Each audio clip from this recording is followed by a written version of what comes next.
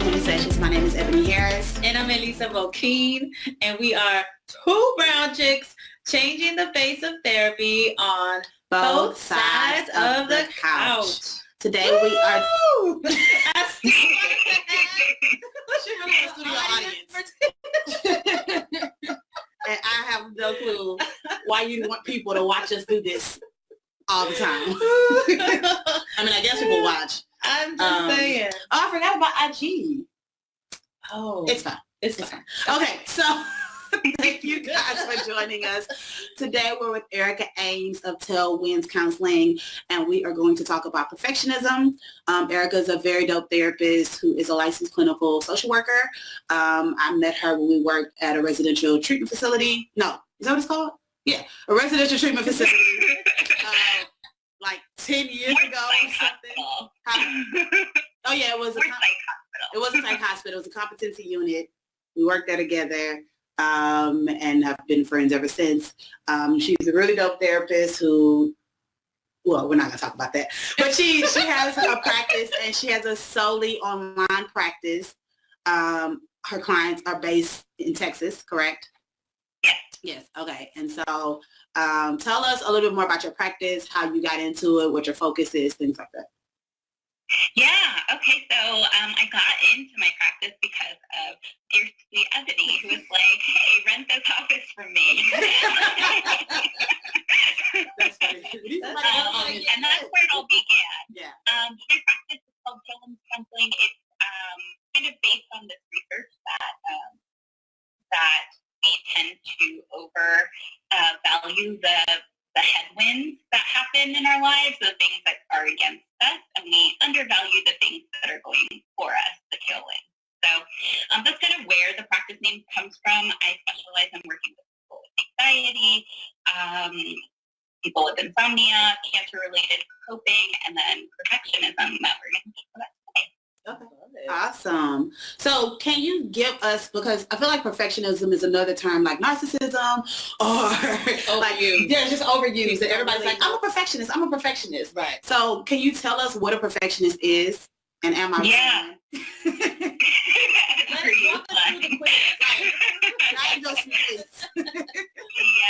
Well, I can tell you that I am one. Okay. And I like to believe I am a recovering perfectionist. So, perfectionism, of course, doesn't mean that you're perfect. Often when I ask clients, when I suspect my little spidey perfectionism flag goes up, and I'll say something like, what would you say if I called you a perfectionist? And they'll say something like, oh, no, I'm not perfect. And like, yeah, no, of course you're not. Really what being a perfectionist is like you kind of want to be perfect, and it's not this healthy striving. Healthy striving is great. Striving for excellence, awesome, wonderful, yes, do that. But with perfectionism, you have these unattainable standards, these impossibly high standards, and then you're not meeting them because they're impossibly high, and then you internalize that to mean that you're bad. And there's this underlying kind of feeling that there's this feeling like if I can be beautiful enough or good enough or skinny enough or just enough, then people will rich enough, accomplished enough, doing all these things. People will start to feel that there is that no one can see that. Like I don't deserve to be loved, or I don't deserve to have connection. So that's kind of what's bubbling underneath, is that I'm not good enough. Okay, which is interesting because, like you said, when you hear the term perfectionism, some of it goes, you automatically think like, oh, you're doing a lot and you're, striving for this, I guess, like excellence. You said, excellence. But to really put underneath the value of it is like, if I don't, then I'm not good enough. Yes. And so, I think that's the best definition I've ever heard of perfectionism, because there is this understanding that unless things go this certain way, it's not perfect. But I never really associated that other part, the worthiness part, right? Like if they don't go this certain way, then somehow I'm flawed. Yeah. Yeah. Exactly. Yeah. I'm sure that's what's maladaptive about it. You're right. That's what causes the issue, right? It's not that I'm just trying to be this great person or have this excellence. It's that value that's placed on it, where I don't have value unless I'm excellent and perfect and all those things. Everything gets canceled out. Right. Throw it all in the trash. That's one thing. Because I could not get this right. So how do you see that impacting our mental health or even just our personal lives and things like that? Yeah. So a couple things. One is that obviously if you're always setting the bar so high and you're always falling short, like that's going to do a number on your mental health. You're not going to feel great about yourself. And also, you're kind of setting yourself up and you have this self-talk that happens that is really, really negative. And you lose sight of the good qualities that you have. So I think that's one thing. Another is just sometimes with perfectionism, there's also this having really, really high standards of others. And so, and that's not something that we talk about a lot. Like, we don't think about that piece, but there is something that happens with perfectionists where they're always striving to be super excellent. And so at work, when they look at the next person, they're like, they're only doing like what they're supposed to be doing and not all these other things. They get annoyed and frustrated. And so it can also affect relationships and things like that. That's the first thing I thought of, is relationships, where if I am a person that puts all this effort into the relationship, into the household, into whatever, and you don't, then how much do you care? Yeah. You can't care. And I started thinking about parents who do this to their children, right? It's like, you got a B. Why didn't you get an A or what have you? So your that's where a lot of this stuff can start. That, 101 ways, like 1 million and one ways, parents can mess up their kids. And that's one. Right, that's just one of the many, many opportunities. But I think that's important, because it kind of boils down to those expectations of yourself, and then how does that impact the expectations of others as well. Sometimes like, I'm just hard on myself, but then other people, when you don't feel like you're good enough, is anybody else going to be good enough? Right. Yeah. Ooh, why are you reading all of my cards?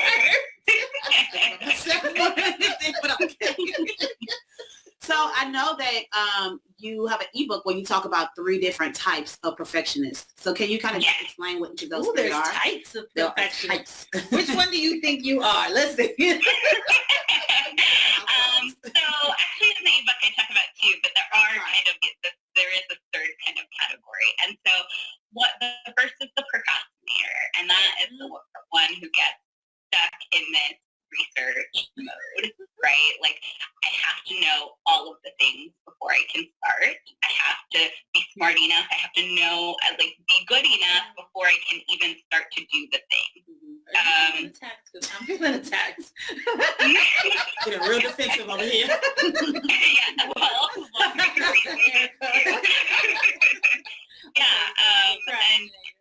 so, that keeps people from doing all kinds of things. The people pleasers who have to say yes, who want to, make everybody else happy. If everyone else is happy, they won't notice. And can just come back here and This is a horrible episode. We need you to stay online after this so you can walk us through a session. How do we get rid of these things? Okay, go ahead. Sorry. And then there's the fear of judgment. That's like, I have to perform up to these standards so that I am impervious to judgment. So that's kind of the three ways that it shows up primarily. It's so interesting because, again, when you think of perfectionism, what comes to mind to me is performers, right? Like, you think of Beyonce, you think of Michael Jackson, where they'll say they're perfectionists in how they were about their craft. And so I think that's kind of what you were saying earlier. We often don't think of ourselves as perfectionists because it's not that you're perfect or you think you're perfect, but these self-sabotaging ways, and so much of it is, from what you're saying, rooted in anxiety and fear. Yeah, anxiety and perfectionism go hand in hand. Ooh, good time. And I didn't even think about that, but you bringing up like Beyonce, it makes me think of the comparison factor, right? And so I can't be a perfectionist because look at what she gets done, and look at what she does, where it's more of like perfectionism is more stalling you. And stopping you from moving on to do greater things because you're scared of what could happen, how it looks to other people, or you're stuck in that research phase. Yeah. Or a fake Yeah. Of putting yourself out there and it not going perfectly. Yeah, exactly. Yeah, that's 100% it. And it reminds me of a book by Angela Duckworth called Grit. Oh, yeah. And grit is like that perseverance and that passion that go together, and being able to stick through the adversity, go through the, like, being able to fail and still keep going. And that is, but being kind of obsessed about it. But that is like healthy striving. I always think that is like such a beautiful example of how perfectionists can just shift their focus just a little, make a few changes, and turn it into grit rather than perfectionism, which is holding them back. I'm gonna be a gritty. I'm gonna be gritty. She's a grit.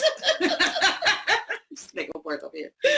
So, are there other tips, like if you have, like, you're talking and I have identified myself as a perfectionist, are there things that can be done today to kind of move me out of that space and maybe move into the space of grit?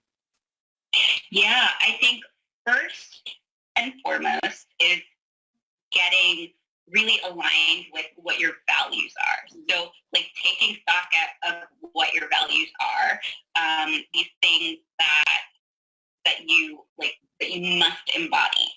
And they can be in different areas of your life, but maybe you always want to be kind, you always want to be hardworking, and you always want to be, I don't know, fun. Then you have to learn to act in a way that's aligned with that. And when perfectionism is saying, when perfectionist Patty is in your ear saying, hey, like, you need to research more. Well, if I can be kind and I can be fun and I can do these things, I can be aligned with this without continuing to stay here researching. Or looking towards what the goal is, and is what you're doing really getting you there? So first it's just identifying what the goal is. If you're a people pleaser, it's learning to say no. And it's uncomfortable, but learning to stop that automatic yes. Because that's what happens when you're a people pleaser. People know that you're a people pleaser. Other people know, and they take advantage, right? The boss comes to you when they know it's a task that no one else wants to do. Right. But they know that you'll say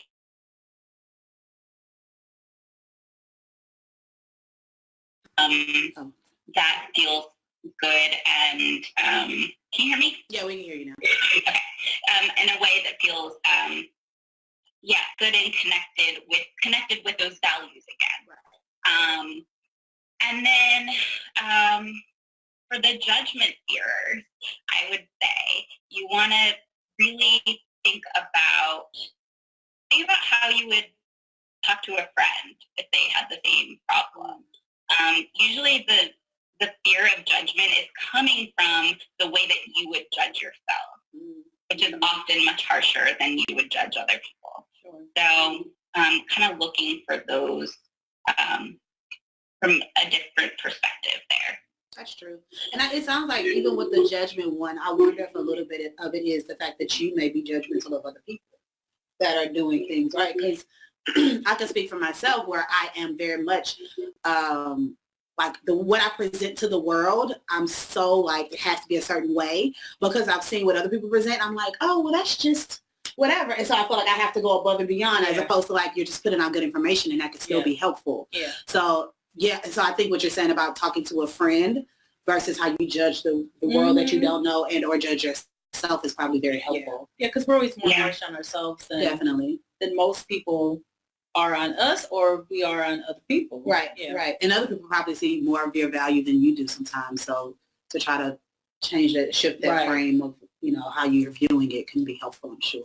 Yeah, because I think as a perfectionist, it doesn't ever feel like it's good enough. So even if you're putting, in the case of like, let's say your profession or your business, you might be doing good work or doing a good job, and yet you don't necessarily see the value in that. Or we've talked about before where we kind of take for granted what you know. Right. And you take for granted that everybody knows this or everybody has this talent or everybody has this gift or what have you, but it's not enough. It's not good enough. And I need to know more. I need to learn more. I need to be able to prove that I'm the expert, even though you already know way more than the other person.